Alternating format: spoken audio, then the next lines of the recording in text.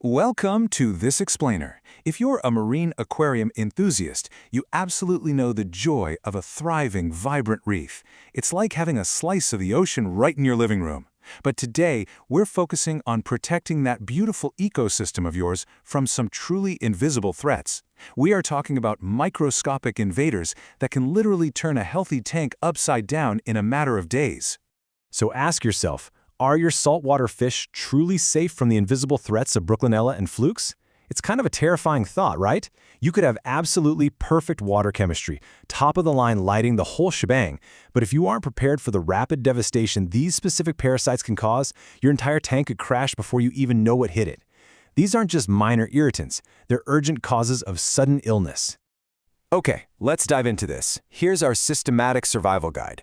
First, we'll meet the parasites. Then, spotting the warning signs, how outbreaks spread, why speed matters, and finally, practical prevention and control. Section 1. Meet the parasites, the invisible villains of the marine aquarium. First up is Brooklynella. This is a notoriously fast-moving ciliate parasite. Now, it's commonly associated with clownfish-like hosts, though, to be clear, no species is entirely immune. When it strikes, it's aggressive. It causes highly visible skin sloughing and severe respiratory stress because it rapidly attacks the gills. It simply doesn't waste time. Next, we have flukes. This is a broad term for parasitic flatworms, typically gill and skin flukes. What makes them so brutal is that they physically hook themselves directly into the tissues of your fish. This infestation causes intense breathing difficulty, serious irritation, and very noticeable behavioral changes as the fish desperately attempts to cope with these attached parasites. Section 2. Spotting the warning signs, recognizing the overlapping symptoms. Now, what's really interesting about this slide is how incredibly similar their physical symptoms are. You're looking at a critical checklist here. You might see increased mucus, abnormal swimming, a sudden loss of appetite, visible skin sloughing, faster breathing, and flashing, which is when they rub against surfaces. Because these visual signs overlap so heavily and can honestly even mimic basic environmental stress, your observation skills are going to be tested. To overcome that overlapping symptom problem, you absolutely must track symptom timelines. Note exactly when the symptoms begin, identify which species get sick first, and watch closely to see if multiple fish deteriorate in a condensed window. These precise timeline patterns are exactly what distinguish a rapid, infectious parasite from standard water quality issues. Moving on to Section 3, How Outbreaks Spread, the whodunit of cross-contamination. You know, most of the time, parasite introductions come directly from our own practices. The biggest outbreak triggers include skipped or shortened quarantine periods, adding fish from unknown health sources, and sharing equipment between tanks without disinfecting it first. Think of a shared, unclean net or a skipped quarantine protocol as the Trojan horses of the aquarium hobby. That is exactly how these invaders get past the gates and into your display tank. It's also crucial to understand the environment's role here. Outbreaks are significantly more likely in systems with recent stocking, high stress, or crowded conditions. You see, stress actively suppresses the immune responses of your fish. This essentially rolls out the red carpet for these parasites by shutting down the fish's natural defenses, which radically worsens how quickly symptoms progress once those parasites actually establish themselves. Section 4. Why speed matters, the ticking clock of treatment.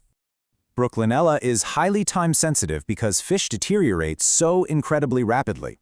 Flukes can also become severe super fast if gill function is compromised. You absolutely must take early action. So, the crucial point is, treating immediately must always be paired with smart handling. You cannot let the need for speed turn into blind panic.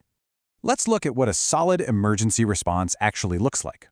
On the one hand, early action means immediately isolating the affected fish to protect the main display tank and getting a treatment plan underway right away. But balancing that out is smart handling. This means executing that plan calmly. You want to avoid abrupt salinity or temperature swings that will shock the fish and verify that any medication is completely compatible with your setup so you don't accidentally crash your biological filtration or harm sensitive invertebrates.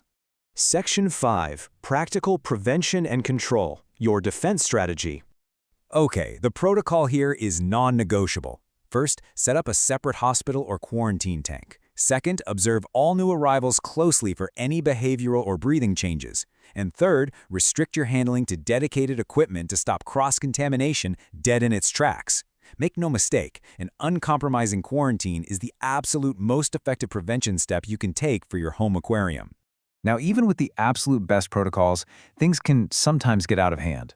If multiple fish are worsening quickly, if you notice that gill function appears deeply compromised, or if you simply cannot accurately identify which parasite is responsible, consult an aquatic veterinarian or an experienced aquatic health professional. Bringing in an expert is the smart, responsible move to ensure accurate identification and to avoid dangerous, unnecessary medication errors. To wrap everything up today, Brooklynella and marine flukes are incredibly serious. Yes, but they're entirely manageable if you act early. With disciplined quarantine, consistent observation, and a prepared rapid isolation plan, widespread outbreaks are highly preventable. You really do have the power to protect your fish. I want to leave you with one final thought. Is your quarantine protocol truly strong enough right now to keep the next outbreak out? Take a moment to evaluate your tank hygiene practices today, identify your weak spots, and upgrade those defenses. Thank you so much for joining me for this explainer, and stay vigilant out there with your reefs.